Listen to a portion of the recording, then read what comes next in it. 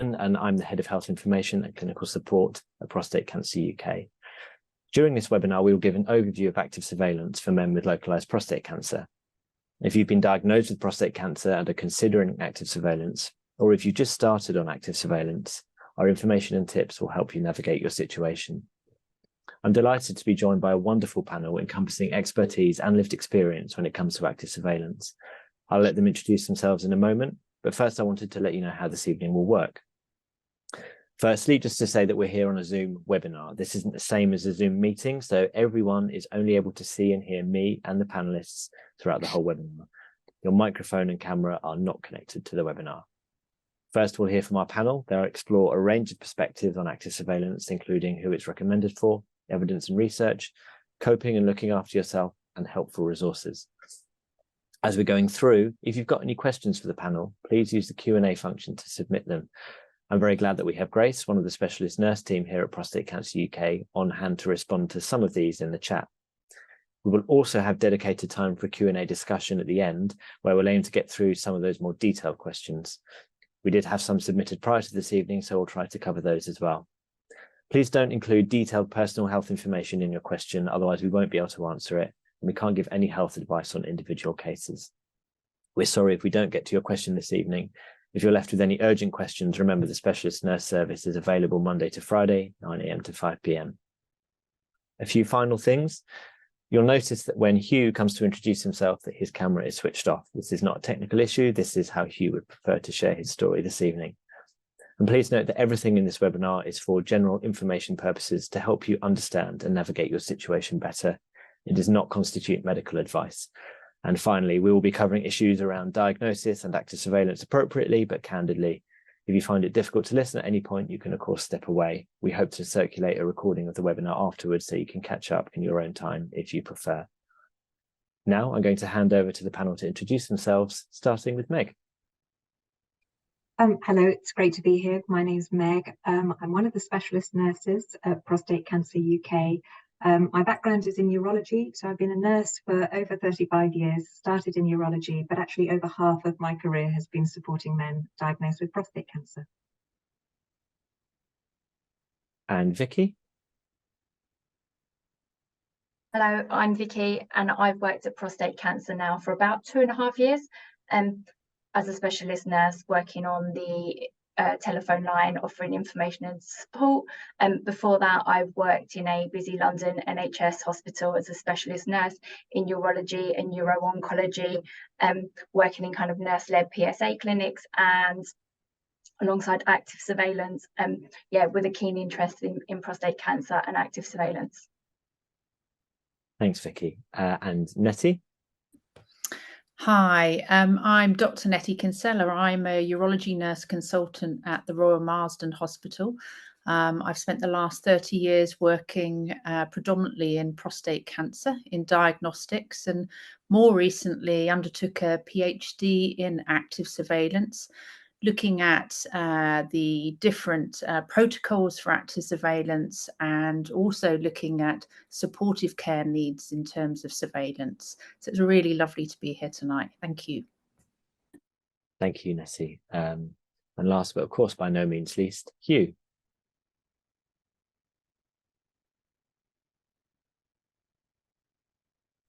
So Hugh, you might be on mute there.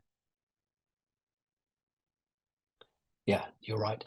Good evening, everyone. My name's Hugh, and I was diagnosed with Gleason 6 prostate cancer 5 years ago, and was actually originally diagnosed 3+4, but it was sort of reset to 3+3, and have been on an active surveillance journey for 5 years now. And so I'm looking forward to sharing my experience with everyone, because I think one thing I would say as an overview is that as the journey goes on, one's ability to be relaxed with it and relax into it increases all the way down the line. So, you know, one is, I think, very often people are quite shocked when they get the initial diagnosis, but then it's a question of how long it takes to get yourself into a nice rhythm, and to really understand what the diagnosis means, and how you can best live with it. And I think it would be true to say that those of us that are diagnosed with the early stage prostate cancer that allows us to go on to the active surveillance journey are really quite lucky in many ways, and that's how I feel now. So anyway, thank you for having me with you tonight. Thank you very much, Hugh. So we're going to start this evening's discussion by looking at some of the basics. So Meg, I'm going to come to you first, and we need to wait a moment for some slides to load up. But can you start us off by kind of explaining, what is active surveillance? Just an overview of some of the essential facts. Thank you. Can you hear me okay? Yes. Great. So I'm going to start off with this definition from NICE, the National Institute of Health and Care Excellence. It's a little bit medical, it's a little bit wordy, and forgive me for reading it out. But they describe active surveillance as part of a curative strategy that's aimed at people with localized prostate cancer for whom radical treatments are suitable, keeping them within a window of curability, whereby only those whose tumours are showing signs of progressing, or those with a preference for intervention, are considered for radical treatment. Active surveillance may thus avoid or delay the need for radiotherapy. So we've simplified that a little bit on our website, and we describe it in this way. Active surveillance is a way of monitoring localized or early prostate cancer rather than treating it straight away. The aim is to avoid unnecessary treatment unless tests show that your cancer may be growing, or you decide you want treatment. So you'll avoid or delay the side effects of treatment. And if there's a sign that your cancer may be growing, you'll be offered treatments that aim to cure your cancer. So that's what prostate cancer is. It's probably important to say what what active surveillance is, and it's important to say what it isn't as well. And what it isn't is doing nothing. Because what we often hear as an initial response when people get in touch with us at Prostate Cancer UK is nothing's being done. Well, this is a very active way of closely monitoring your cancer. So it's certainly not doing nothing. And it's also important to say that it's not watchful waiting. Watchful waiting is something different, but it often gets confused and the terms can overlap. But they're two very different approaches to monitoring a cancer. So watchful waiting is an option for men who are not fit for radical or curative treatment. And that might be because they've got other health conditions. They might be elderly. They might have been diagnosed with a localized or a locally advanced prostate cancer that's unlikely to cause them any harm during their lifetime. So watchful waiting is a more relaxed way of monitoring. It requires less frequent follow-up than active surveillance. And if treatment is needed for men on watchful waiting, then that treatment would aim to control the cancer and treat symptoms rather than cure it. And it's likely that hormone therapy would be used to do that. So we've already said it's for men, active surveillance is for men with localized prostate cancer with a low risk of spreading. So how do we know which are the cancers that have a low risk of spreading? Well, there are several things that are considered. So it's important, first of all, to think about somebody's age and fitness for treatment. You need to be fit to receive treatment. And we also look at the grade and the stage of the cancer. And Vicky's going to come on in a minute and talk in more detail about how we grade and stage cancer. PSA level is important, and you might hear about PSA density as well. PSA density is taking the size of the prostate into consideration. So it's actually your PSA level divided by the volume of your prostate. So that might also be something that you hear. And I think it's important, before I move on to Vicky, to acknowledge that monitoring a cancer feels unusual. You have to absorb a huge amount of information when you're newly diagnosed. If some of you are here tonight, you're probably still making sense of everything that you've been told. And to be told that active surveillance is an option for you can sometimes feel very unusual. We're we think of cancer as being something that we need to catch early and we need to treat quickly. And that's not always the case with prostate cancer. But this can leave you and loved ones feeling quite anxious, especially if loved ones haven't been part of the conversation when you've been diagnosed and gone through different options. So it's really important that you understand your individual diagnosis and why active surveillance has been recommended to you. So I'm going to move on to Vic, and I'm going to move through your slides for you, Vicky. Hope this is okay. Oh, thanks, Meg. So I'm guessing that most of you would have had a diagnosis. This might just be some revision for some of you, but actually trying to understand the details of the diagnosis helps you to understand the nature of your cancer and why active surveillance might be suitable for you. So NPMRI, so an MRI scan looks for any abnormal areas, and these are then graded. So you might hear you have a score of a Pyrad score or a Likert score, and this is usually a score between 1 and 5. If you then have a Pyrad or a Likert score of 3 or above, you're likely to need a prostate biopsy. And there are two ways of taking a prostate biopsy, either a transrectal biopsy or a transperineal biopsy. And a transperineal biopsy is just a newer way to take those samples. Those tissue samples are then looked at under the microscope, and these are graded. So they're looking for cell patterns, and those cell patterns are then graded. And some men, but not all men, might need some other kind of staging or some other kind of scans just to assess the stage of their cancer. And then we look at the grade of cancer. So when those cells and tissues are looked at under the microscope, you get a grading, so a Gleason score. So grades 1 and 2 are not cancer. If you have a prostate cancer, your Gleason score will be between 6 and 10 and made up of 2 numbers. For example, a 3 plus 3, so a 6, or a 5 plus 5, a 10. So the Gleason score is the most common grade of cancer seen and the highest grade in the samples. For example, if your biopsy shows that most of the cancer seen is a grade 3 and the highest grade of any other cancer seen in any of the other samples is a 4, then your Gleason score will be a 7, Gleason 3 plus 4. And if your Gleason score is made up of 2 or more of the same numbers, so a 3 plus 3, for example, this means that no other grade of cancer was seen in those samples. And the higher the grade, the more likely the cancer is to grow and spread outside of the prostate. So we know that Gleason scoring system is really complex. So you might also have heard it described as a grade group. So some men are given a Gleason score and a grade group. So the grade group was set up just to try and simplify that scoring system.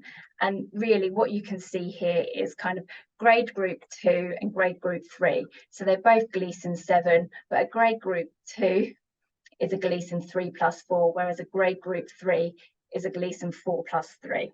And then we look at the staging.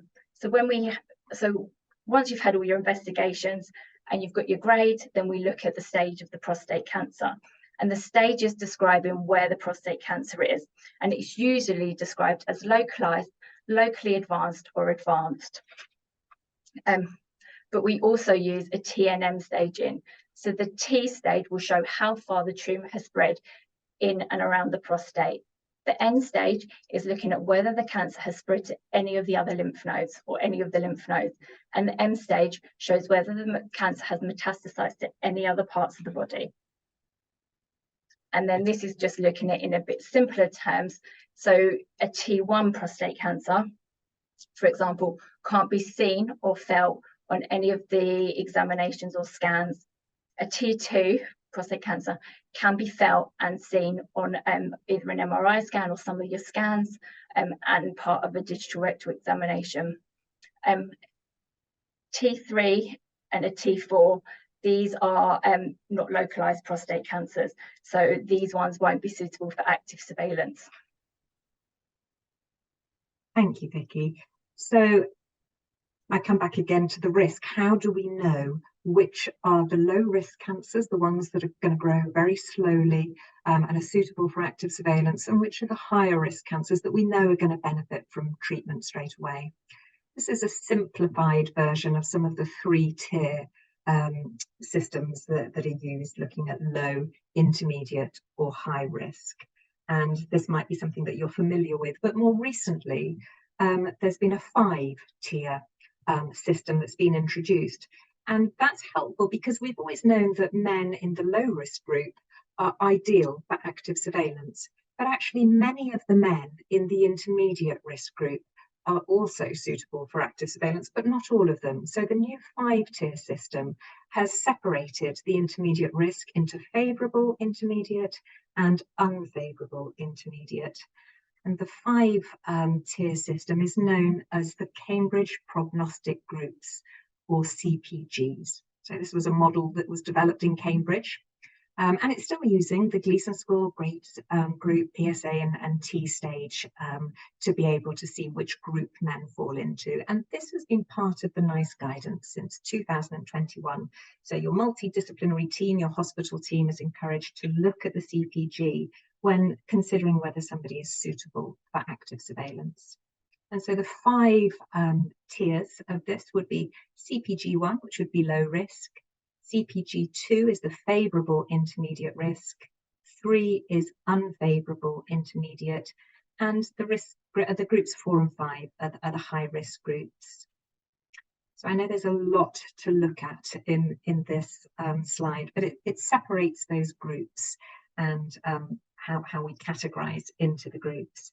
And when we think about who's suitable for active surveillance, those that are ideal for active surveillance would be in CPG groups 1 and 2, and you can see the criteria there. Some men may be suitable if they have a CPG 3. They're more likely to be offered treatment because this is a higher risk group, and so we know that you'll benefit from treatment, but active surveillance may be an option and can be part of the discussion that you have when you're talking about options. But the men who have a CPG 4 or 5, we know will benefit from treatment rather than active surveillance. I know that in that whistle-stop tour of details of diagnosis, we've gone through lots of different numbers, different scales, and abbreviations. And if that has not stuck, don't worry. It's all available on our website on the Just Diagnose page. It's beautifully presented and written there. So it's something that you can go back to make sense of. I think I'm going to hand back to you now, Nick.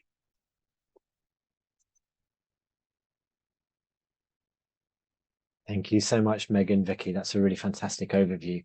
Just before we move on, a reminder to all the attendees of the Q&A function. I don't think we've had any questions land in there just yet. So if you do have any questions for the panelists, including Hugh, do just stick them in there. So Hugh, I would like to bring in you at this point. Because I know that being really well informed is something that you think makes a big difference when you're coming to terms with active surveillance. So would you like to just talk us through that for a few moments? For sure. Yes, I mean, I wish I'd had that little presentation from Vicky and Meg when I was originally diagnosed, because that was incredibly informative and succinct. And I think the information that that Prostate Cancer UK are now sort of dispersing to newly diagnosed guys is getting better and better and helping guys with the process hugely.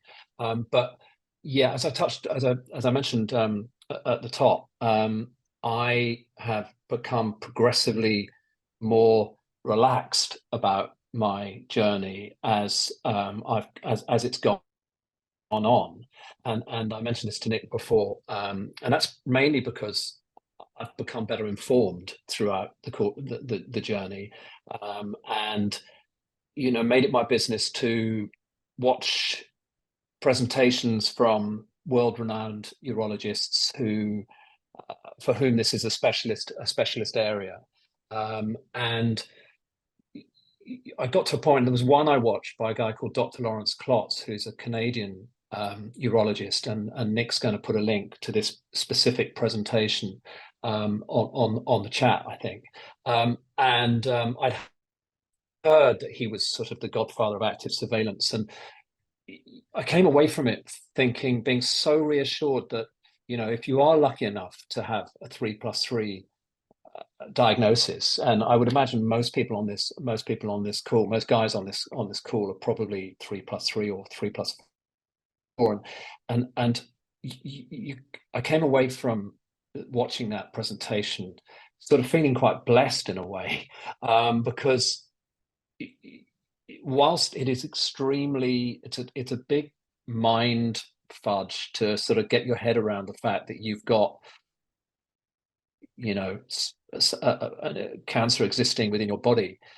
It's also hugely reassuring to know that 95% of us will probably, that it will be an incredibly slow growing, the tumors will be incredibly slow growing, and we have our foot on the proverbial ball, because we have, you know, we're the lucky guys who basically are then going to be doing regular PSAs, probably annual MRIs, and you know, if it moves, we're going to get treatment. And I've got a lot of friends who were diagnosed a hell of a lot further down the line than I was, and you know, had to move straight into treatment. And you know, I can think of a lot of men who've had to go straight to treatment, and you know, guess what? They're all fine. They're all great. You know, yes, there are challenges that come with the treatment, but most of them are living their lives as happily, and some even more happily than they were before. So I look at it in a sort of, I love Stoic philosophy, and which, you know, and the sort of cornerstone of Stoic philosophy is, what's the worst that can happen? And for me, the worst that can happen is my very slow growing cancer. In fact, I don't really like referring to. I visualize my cancer sort of healing every day, you know. So I don't often say my cancer, but I visualize whatever it is that's inside of me. I know it's slow growing. I know that sometimes it doesn't even grow at all, and actually, you know, I can go on to mention the results of my recent biopsy later in the presentation, which show exactly that in my case. And but what's the worst that can happen? The worst that can happen for us is that, you know, it will get picked up. It probably won't be, well, it'll be picked up when there's a little bit of movement, and we will be able to benefit from the extraordinary treatments that are available to us. And you know, the likelihood of us guys ever experiencing that, you know, that really difficult situation where things are metastasizing and so on is very small. So yeah, I urge you to watch the Dr. Klotz presentation, because if you don't come away from that feeling a hell of a lot happier about your situation than you were before you started watching it, I would be surprised. But anyway, I'm waffling. But I think the key message here is, from me in this bit, is get informed, because the more you understand the diagnosis that you have and what it actually means, I think the more relaxed you become. And certainly, I've just been on a downward trajectory of stress from you know, 5 years ago to the point now where it doesn't really interfere with my life at all. I mean, yes, I get a tiny bit apprehensive before, you know, the next PSA test or the next MRI. That's human nature, I think. But even then, I know that if it's plan B rather than plan A, which is carry on with active surveillance, there'll be a great solution. So yeah, that's my bit for now, I think. That's fantastic. Thank you, Hugh. Great advice. And hopefully the talk from Dr. Klotz that Hugh referenced, hopefully you should all be able to see that in the chat now. So we've got some questions coming in for the Q&A, which is fantastic, and I look forward to getting to those towards the end of the session. But Nettie, I'm going to come to you now. We know that one of the reasons why men might mistrust or doubt active surveillance is that they don't like the idea of kind of supposedly doing nothing. But the active surveillance pathway is based on a really strong evidence base, and Nettie is going to talk us through some of that evidence, as well as current thinking and trends around active surveillance. So Nettie, over to you.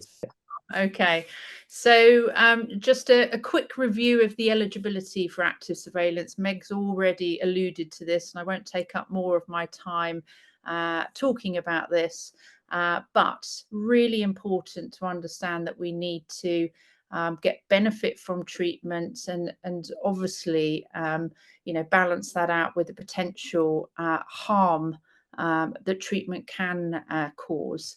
And, you know, there's been a lot of reviews or audits around this element, looking specifically, I suppose, at the Cambridge prognostic groups 1 and 2, which are more likely to benefit from either a period of active surveillance or long-term active surveillance.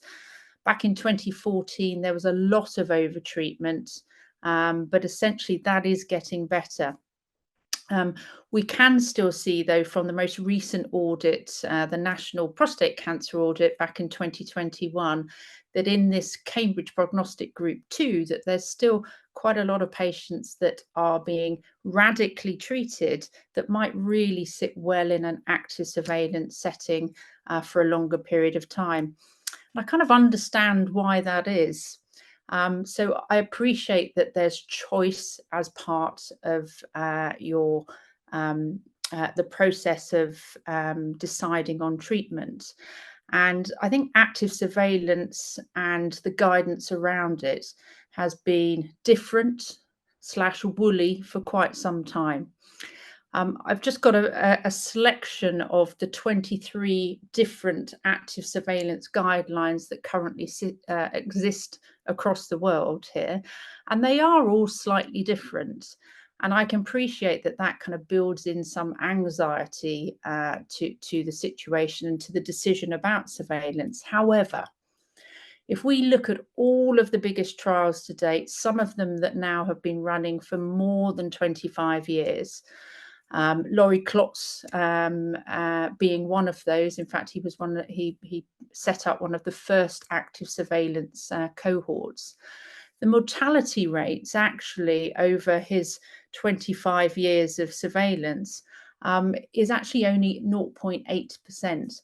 But these mortality rates run from very low 0.2% up to 5.7%, which actually are reasonably good in terms of when you're talking about lots of differentials, lots of different things that the teams are actually monitoring.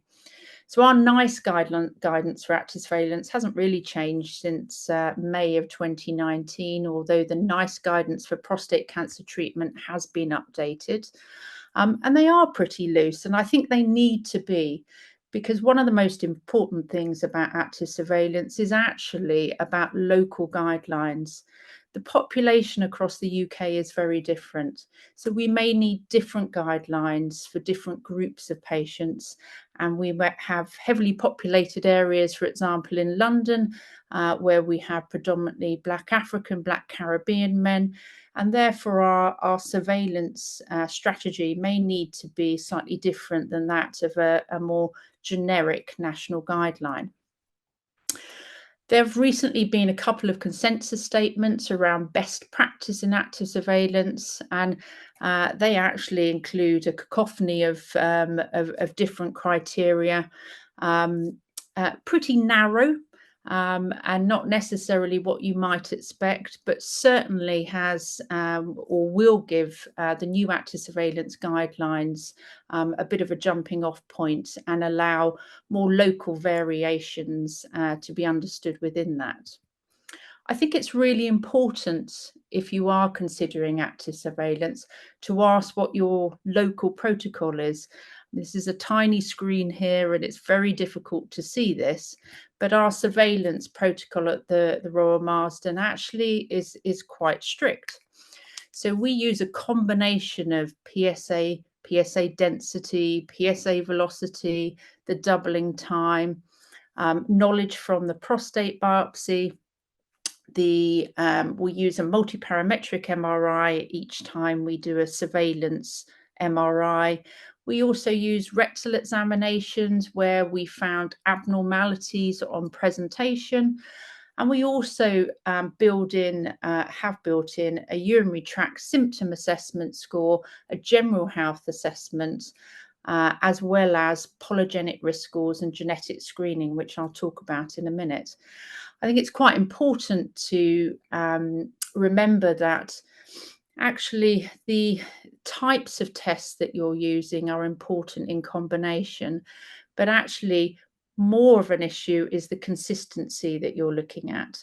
So if you're going to use PSA density or PSA velocity, that's the thing that's measured across the duration of your surveillance period. And it's important that you understand what we're looking for in terms of disease progression.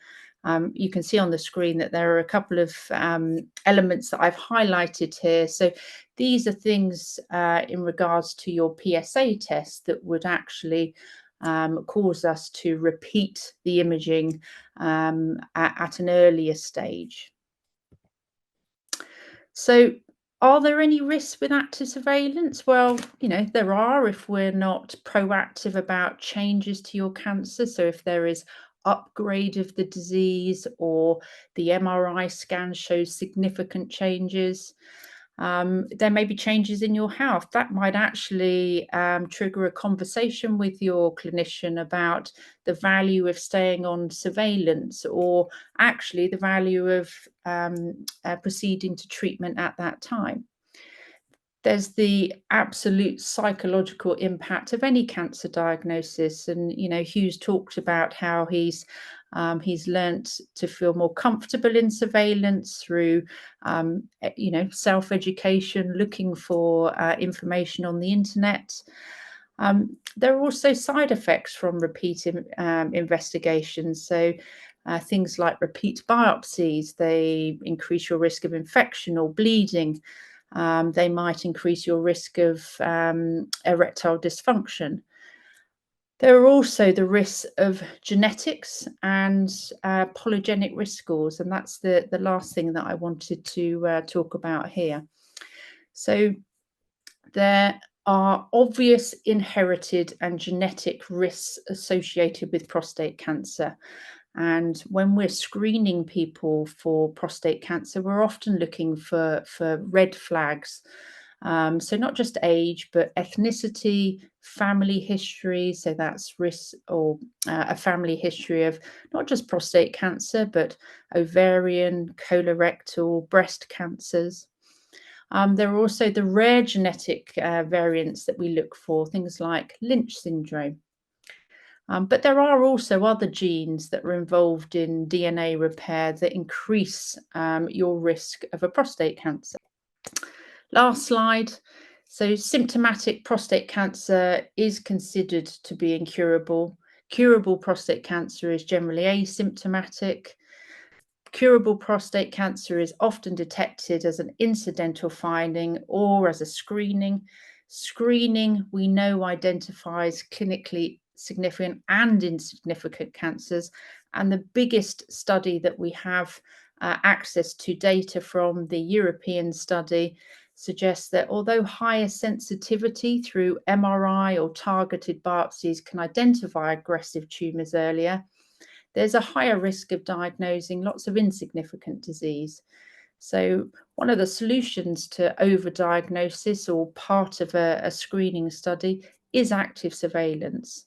And it's good and right in circumstances like the CPG1 and CPG2 groups. Thank you. Thank you, Nettie. That's fantastic. So hopefully that exploration of the evidence base helps to underline how carefully thought out the concept of active surveillance is, and give some reassurance to those of you who may be feeling uneasy with it. Hugh, I'd like to come back to you now. You mentioned earlier how getting informed is a key early step in coping on active surveillance, but I know that you're really passionate about many other aspects of living well and taking care of yourself on this pathway. Can you tell us more?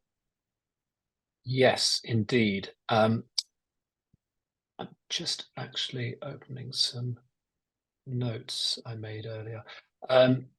Yes, I think whatever the challenge one is facing in life, whether work, relationships, health, whatever, I think if one is actively taking steps to make things better, then psychologically, basic psychology suggests that you're always going to feel better if you're taking positive steps. Yeah, I've been doing that in quite a big way. Lots of anecdotal chats, with people who've been on a similar journey, who've maybe seen little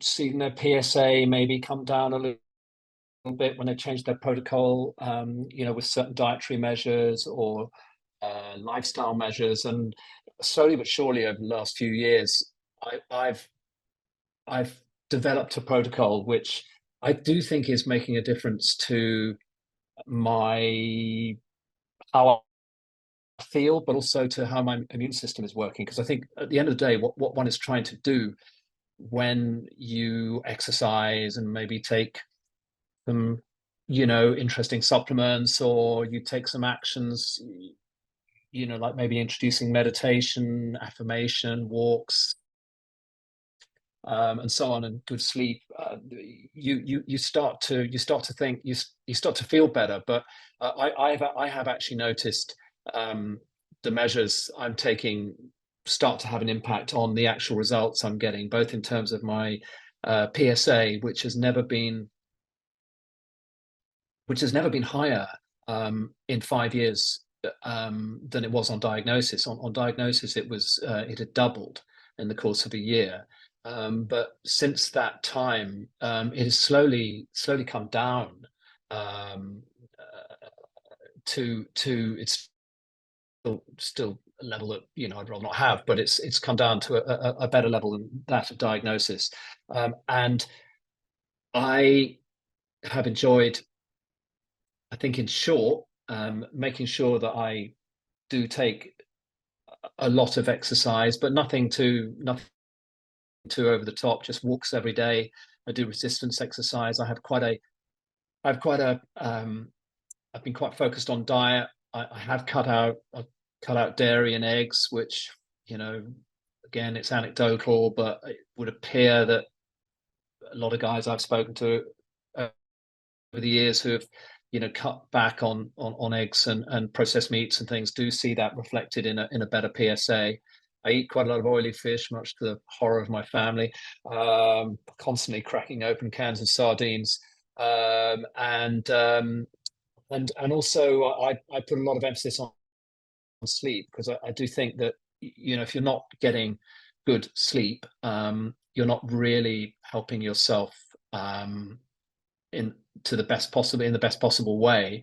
However, that can be a bit of a challenge for us chaps with prostate issues, because there is often a need to get up a couple of times during the night as a result of maybe a prostate that is larger than you'd like, or whatever. But slowly but surely, I've worked out how to do it, how to get enough sleep to feel rested. And so, in short, I think, in short, he says, having gone on for probably 3 or 4 minutes, I have blended things like meditation, walks, resistance exercise, sleep, cold showers occasionally, lycopene, broccoli sprouts, these green teas, and a little bit of discipline with the diet, lots of vegetables, dark chocolate, red wine is still in there in a big way. I feel like I've got a protocol now that's working, and in that is giving me good results. And it's taken me a long time to get to it, and to and to actually get comfortable with it and really enjoy it, and not feel like I'm missing things. But it feels like it's working, and I feel like I've taken control of my existence. Yeah, so I would encourage those of you that feel you do want to take measures to do so, because I do think that what we consume and what we do can have an effect on our physiology. I mean, if you think about it, if people fill themselves up with terrible food and chips and burgers and stuff, they get unwell. So my theory is that if people can get unwell by eating all the wrong foods and drinking the wrong beverages, that surely you can go onto the other end of the spectrum by eating loads of good food and and so on. So that's what I've chosen to do, and it seems to be working to a degree. My immune system seems to be happy with my my choices. But you can have cheat day. I mean, I do have cheat days, I would hasten to add. So if I go to someone's house and there's a nice big roast, you know, I'm not gonna like be so obsessed about my protocol that I can't enjoy falling off the wagon occasionally. Fantastic. That's what I like to hear. Thank you, Hugh. That's really excellent advice. Really, I suppose, putting the active into active surveillance from the patient side as well. So as well as looking after yourself in active surveillance, it's also important to remember that you're not alone. And at Prostate Cancer UK, we have lots of different ways of helping men find their way through active surveillance. And Meg and Vicky are just going to take us through some of these. Bear with me. Sorry, let me get to the right place. So this is a slide for Vicky, I think. Vicky, are you happy to kick off with this? Yeah, absolutely. Thanks, Meg. So there are lots of resources available on our website, and links to different kind of fact sheets and things. So I'm just going to talk through some of them. So on our website, you will find our active surveillance fact sheet. In there, it will help to explain what active surveillance is, the advantages and disadvantages, and how also follow-up appointments will work. And there's also some information about living well with prostate cancer as well. Also, we're quite excited about a brand new active surveillance diary, and this helps you to kind of keep track of all your appointments.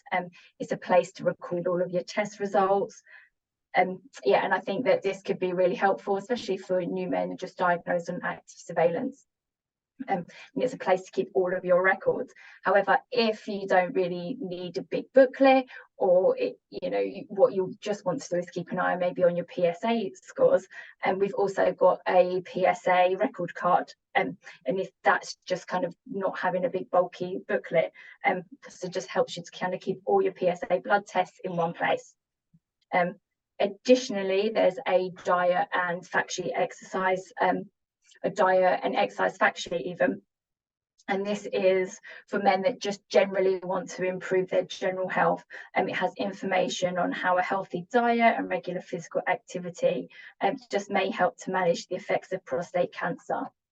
There's also our active surveillance support group. If you look online, you will find out when they meet and you'll be able to sign up there. There's also the specialist nurses helpline service, and we're available Monday to Friday 9 to 5, except on a Wednesday when we start at 10 o'clock. There's also a WhatsApp service if there would be a question that you'd rather ask that isn't over the telephone, and there's also a live chat service as well. The other thing that we offer is the Wellbeing Hub. So on our website, it's a really excellent tool that was created to help support emotional, mental and physical well-being. It's for anyone that's affected by prostate cancer. So it's not only just for men that are diagnosed, but also their loved ones too. And lots of people find that really helpful. Thank you, Vicky. And I think just to add about our volunteers as well, we've got a number now of volunteers who are on active surveillance and have been on active surveillance for some years.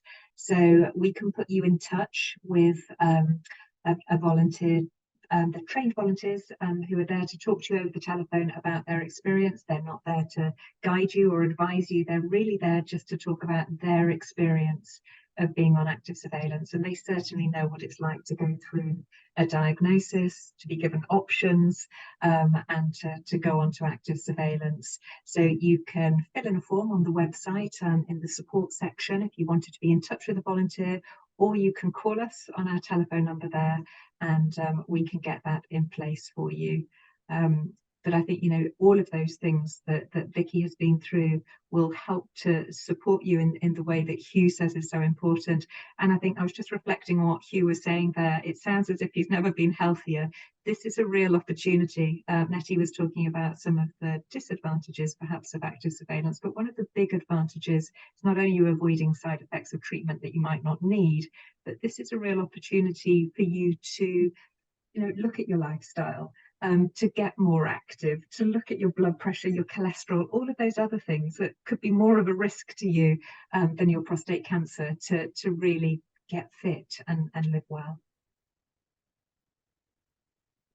Thank you so. Oh, actually, Nick, there was one more slide. The prostate predict. Shall I go on to that now? Yeah, that'd be great, actually. Sorry, can you still see my slides? You can, yeah.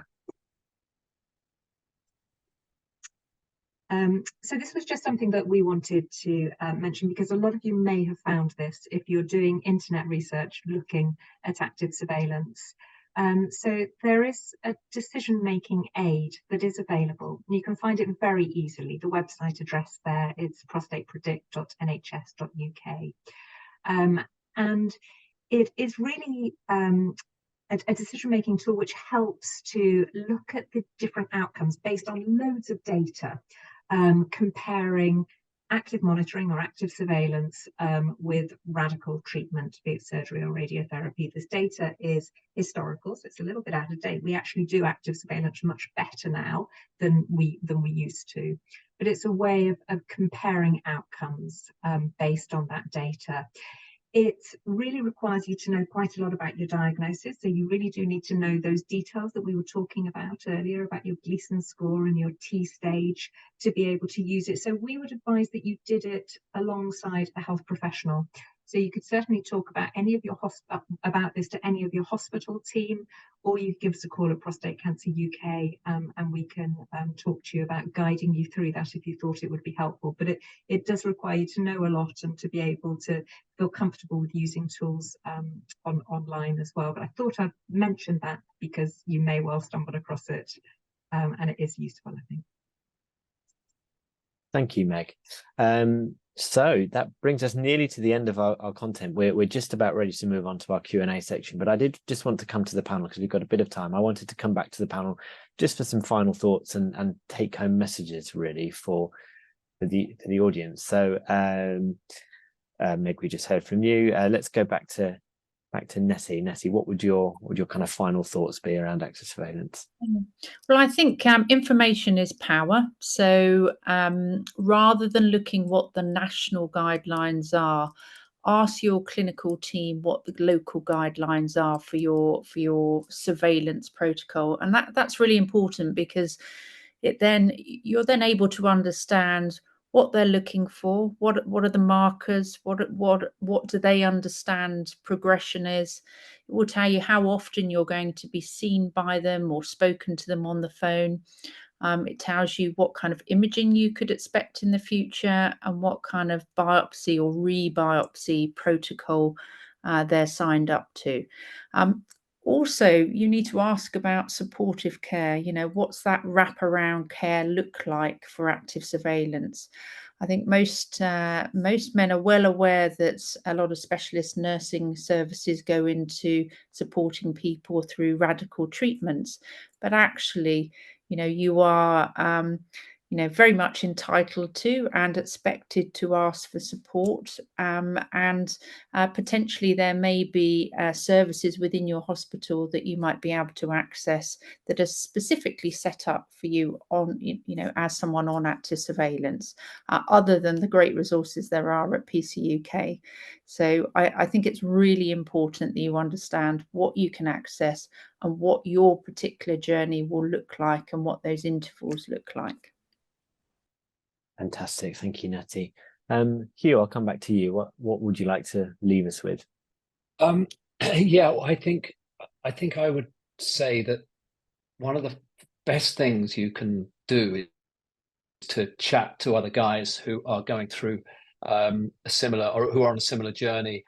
It's incredibly therapeutic to do so, but also because, slowly but surely, the more guys you talk to, the more little tips you get, and people, guys have done certain things that have worked for them. And so I would encourage anybody that's interested to join a support group that Prostate Cancer UK sponsors and sort of helps. What's the word for it, Nick? Is it? Do you sponsor it, or do you arrange it? We kind of host it, I suppose. Well, You you host do it. you do the Yeah. lovely facilitation, and we just kind of do the stuff in the back end that hopefully makes it easy for you. You make it all happen brilliantly. So once a month there's a support group, second Tuesday of the month, and it's normally about 25, 30 guys on a Zoom call, maybe sometimes a bit less, and everybody shares their experiences, and it's incredibly helpful for everybody. I mean, I've seen guys, newly diagnosed guys, come onto that, really feeling very stressed by their situation, and literally an hour later sort of feeling much more relaxed and much more in control of their existence. So I would say talk to others and join a support group if you can.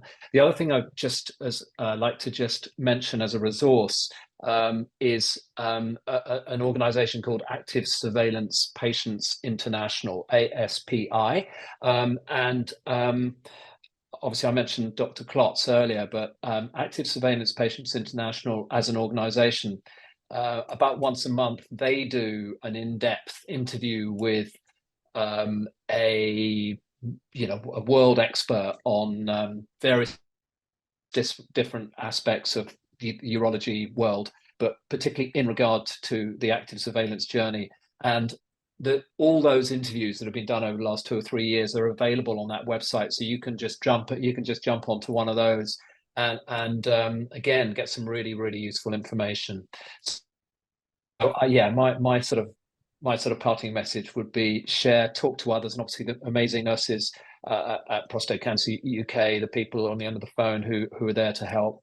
Talk to other guys, maybe join a support group, and look at those resources that I mentioned. I think they will all combine together to help you on your journey. Thank you, Hugh. And finally, Meg or Vicky, final thoughts on the specialist nurse team. No, I think I'd just like to say again that some of this, particularly the numbers and the staging and the grading, and I know when you're to absorb all of that when you're newly diagnosed can be a lot, and it takes a while. So use the information resources to make sense of that. It's not necessarily going to stick tonight. And do use our services. Call us if it's helpful. Thank you, Meg. That's great. So we've got a little bit of time left for a Q&A, which is great. There's been plenty coming in. So as I'll just reiterate what I said earlier, which is that if we don't get to yours this evening, I do apologize. I'll try and kind of get through a few of them and maybe kind of wrap a couple up with each other. And just to say, if anyone's got any questions specifically for Hugh, do get those in, because I think mostly it's for the clinicians at the moment. So quite an interesting one here. Which I think probably calls back to the fact that right at the start, he mentioned that he was diagnosed initially with Gleason 3+4, and then it got regraded to 3+3. And this, I guess, is quite an interesting question in the context of being confident in active surveillance, which is, how confident can I be that my Gleason score of 3+3 is correct? So Nettie, I might come to you with that one. Oh, we've got a sound issue again, Nettie. Caught it early this time, it's okay.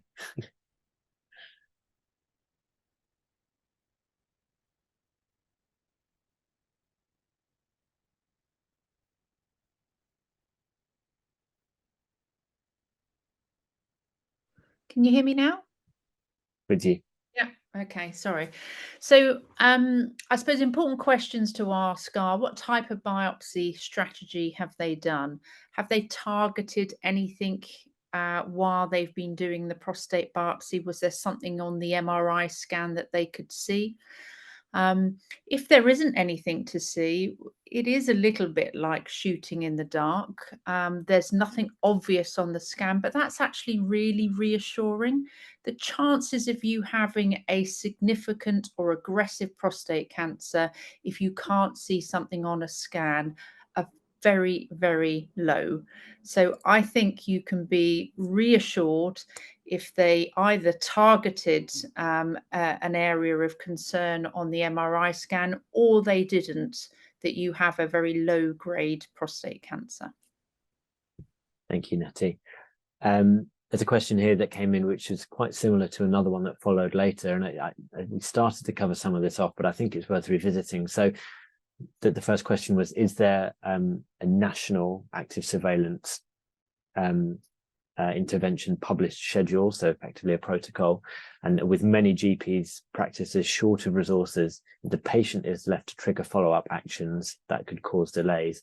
And somebody similarly later on asks, who should be managing active surveillance? I seem to be in the driving seat. So maybe that's one, Meg or Vicky, that you'd like to pick up. Might be a better one for Nettie. As far as who's in the driving seat, you know, at the beginning of your active surveillance, those questions that Nettie asked about what is the protocol, what is the follow-up, what should you expect, you know, supported with things like our active surveillance diary, so that you've got a really clear understanding at the beginning of what to expect. Most people have their active surveillance done under a hospital care. So I don't know, Nettie, if there's any comments about if you're having GP follow-up. We would hope that people were getting good hospital follow-up, but I guess some people are being followed up by GPs. I think what's becoming more common now is a bit of shared care. So you may well be seen or telephoned by the hospital once a year to consider whether or not additional tests like MRI scans or repeat biopsies are needed, and your GP may be doing the 3 to 6 monthly PSA monitoring. I mean, I showed the NICE guidelines for active surveillance, which, you know, are just guidelines, and there are many local protocols out there. A lot of them are connected to some of the bigger active surveillance studies in the UK, which is also very reassuring. But your clinical team in the hospital should be very happy to share what their protocol is. And it may just be a case of asking. It is good that you feel in control of your surveillance. I think as long as you are getting something that looks akin to the NICE guidance, it may be more intensive, it may be slightly less intensive, but as long as it looks like that, you are getting the right kind of follow-up. Thank you. Got a question here about treatments for enlarged prostate and associated urinary problems. So does treatment such as HOLEP for an enlarged prostate and associated urinary problems pose a problem for active surveillance? I don't know if anyone would like to stick their hand up for that one. Oh, I would guess that, you know, it's very common to get urinary symptoms because of benign changes in the prostate rather than the prostate cancer. And so there are medications, lifestyle changes that can help with that. And sometimes surgical options if medications aren't helpful. And that shouldn't be a problem if you're on active surveillance. Is there anything in particular, Nettie, that you would caution against? No, I mean, I actually think it's a really positive thing. So we include a urinary symptom assessment in our active surveillance protocol, and that's really important to flag as part of your active surveillance follow-up, because actually people with obstructive urinary symptoms, so getting up at night to pass urine, or going frequently or urgently during the day, that can be a sign of an enlarged gland that maybe your team aren't aware of, and that can actually push up your PSA level and may well trigger lots of other investigations when, you know, someone hasn't properly assessed your urinary symptoms. So when you get to the point of needing surgery to disobstruct your urinary flow, actually that's a really positive step, because it may well lower your PSA quite considerably and allow you to have a much more steady PSA rather than this very labile PSA that you can get when someone has an enlarged prostate gland or has an obstructive prostate. Thanks, Nettie. There was a question that came in earlier for Hugh. I think I can probably anticipate the answer, given, Hugh, that your diagnosis was 3+3, but the question was whether you had any symptoms when you were diagnosed. No, the only the reason I was being sort of relatively closely monitored was because of my family history. But the truth is, I have for many years had a slightly enlarged prostate, following on from what Nettie was saying, and you know, that has required, you know, has meant that I probably need to get up 1 or 2 times a night, 2 times probably most nights. But that was for many years before I actually had the diagnosis. So that can be a benignly large prostate that's causing that. So nothing changed dramatically when I got the diagnosis. Thank you, Hugh. And yeah, it's probably worth just a quick kind of diversion at this point. If there is anybody who's listening into the webinar who is concerned about their risk rather than having a prostate cancer diagnosis, or is concerned about symptoms, then we would say really at Prostate Cancer UK we focus much more on risk than symptoms. Early prostate cancer typically doesn't have any symptoms, so we look at the main risk factors of being aged over 50, or if you're Black or have a family history of prostate cancer, being aged over 45. That's when we say that you're at higher risk and would suggest that you go on our website to complete our risk checker. So if there is anyone just out there concerned about that, that's what we would recommend. I am going to come back to some of the questions here. I'm going to dip into some of the ones that we had submitted beforehand. Now, this one is definitely for Nettie. So this one says, I'm on active surveillance, which I have been on for over 12 months now. I saw a news article the other week on the BBC saying that the Royal Marsden Hospital had just finished a trial involving men with small amounts of cancer cells in their prostate. And I want to know if and when it might become available or how I can get this treatment, please. Oh, well, I'm not entirely sure exactly what study they're talking about, as in a vaccine study, or it's just word for word from the. If that's not resonating, it's not. I mean, the only thing that is resonating is a genetic study where they're looking at removing genes and changing the DNA and then injecting as a vaccine. But that's very, very early stages. I think they've actually treated or it's a phase 2 trial. So it's I think we're probably years away from that yet, if that's the one they're talking about. Okay, thank you, Nettie. Another one that came in beforehand, which I'll put this one to Meg or Vicky, one of our nurses. So it says, I was diagnosed with mild prostate cancer in 2022. I was placed on an active monitoring program, but have not had another MRI for a year. I've had a PSA test mid-year, but because this was lower, i.e. 6 and not 8.5 as it had been previously, no further monitoring has been scheduled until January 2024. And I suppose the concern is here, this doesn't seem to be very active, especially as it revolves around unreliable PSA tests. Just wondering what your thoughts on that are.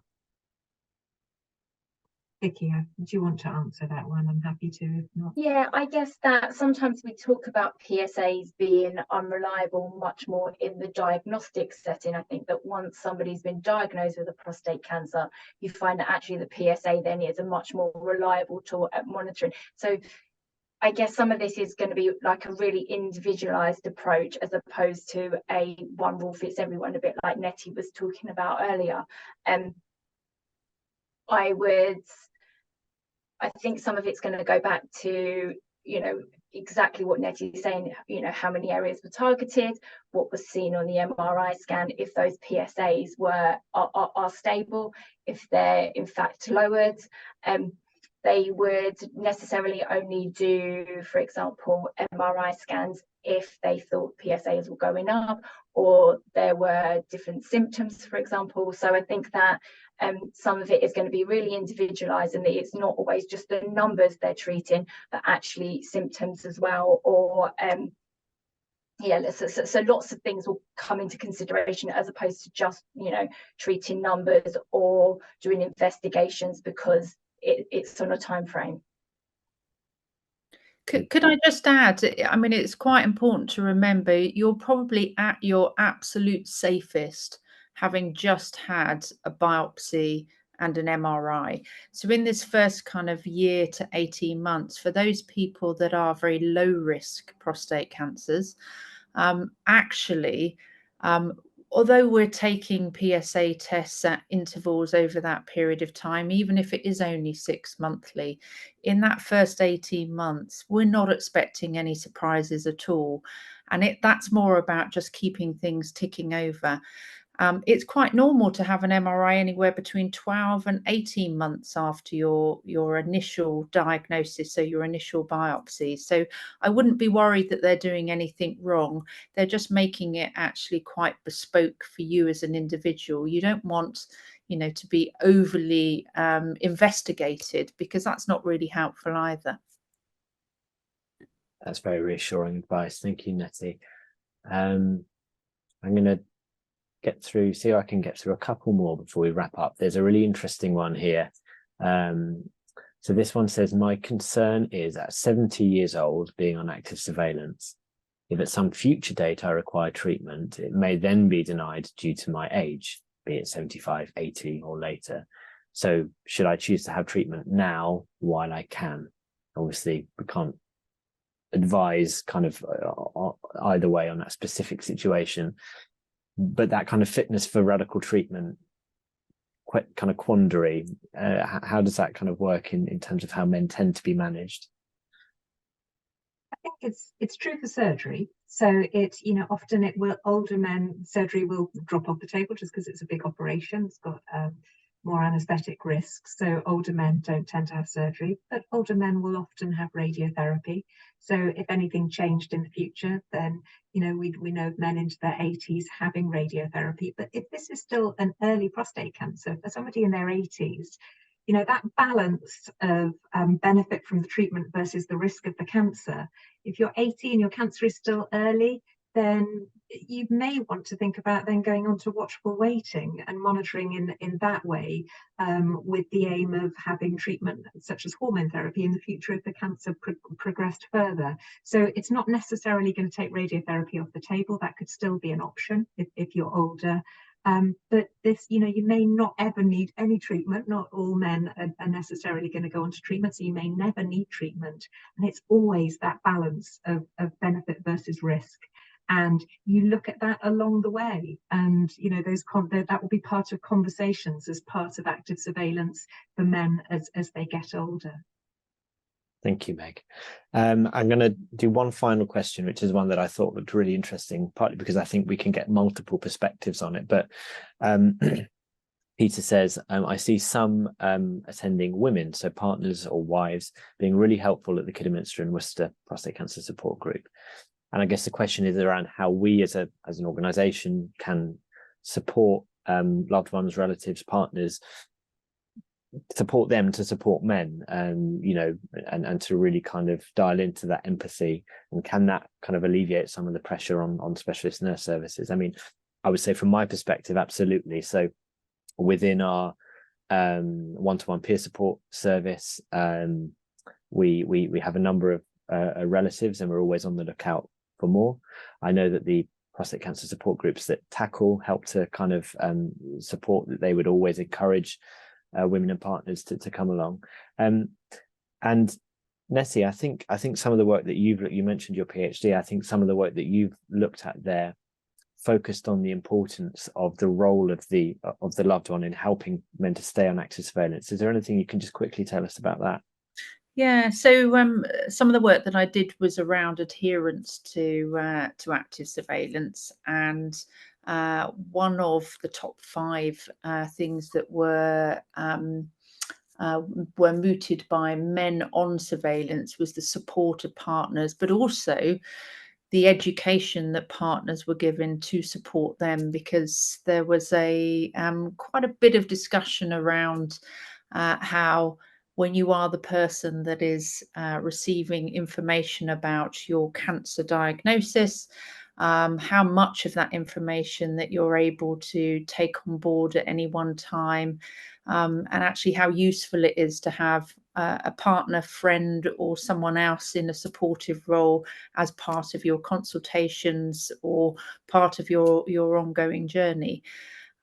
So I think it's really important, but it's also quite important to understand how different people require different levels of education, and different people learn in different ways. So just very basic differences between how men and women learn about things, or how a friend or a very close relative might need to be educated about prostate cancer. So lots of things to unpick, and I think certainly as an organisation, I'd be really interested to see what PCQ UK can do to help facilitate some of that training, but looking at those different needs of different people that might support men on surveillance. Thank you, Nettie. Right, we've just ticked over to 16 minutes past 7, so I really am unfortunately going to have to wrap it up there. That is all we've got time for. So I wanted to say a huge thank you to our panel, Meg, Vicky, Nettie, and especially Chris for sharing his story and offering so much wisdom and insight into his situation. I know it will be greatly appreciated by those on or thinking about active surveillance. Also, a big thank you to Grace, who I think with the help of Lisa was fielding some of those Q&As in the chat there. Do keep an eye on your email inbox over the next few days. We'll be sharing a survey to ask you how you found this webinar, and your thoughts are absolutely vital in helping us to shape our information and support. So please take the time to do this if you can. And we also hope to be able to share a recording of this webinar. Don't forget, there's a wealth of prostate cancer information on our website, and our specialist nurses are available Monday to Friday, 9 to 5, starting at 10 on a Wednesday. And that's on 0800 074 8383. Do have a good evening, everyone. Thanks again to our panel, and take care. Bye.